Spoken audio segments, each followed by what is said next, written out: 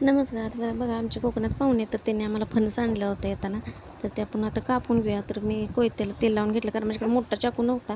म्हणून छोट्या चाकूला असं तेल लावून घेतलं आणि कोयत्यालाही तेल लावून घेतलं आणि 2 भाग करून घेतले. पण जसं जमतं तसं काय परफेक्ट येत नाही आपल्याला. कारण ते कोकणी माणसालाच परफेक्ट जमतं, ते आपल्याला काही जमत नाही. जसं येतंय तसं मी काढून घेतलं आहे बघा.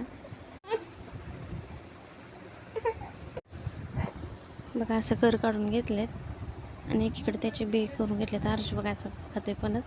तर एकीकडे बी आणि एकीकडे गर असं काढून घेतले.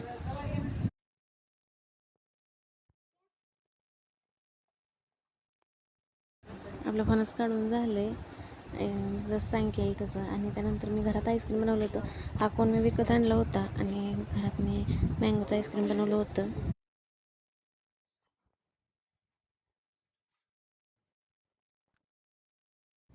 अशा प्रकारे आईस्क्रीम बनवलं आणि हर्षूलाही खूप आवडलं. आणि नवीन असेल चॅनल सबस्क्राईब करा.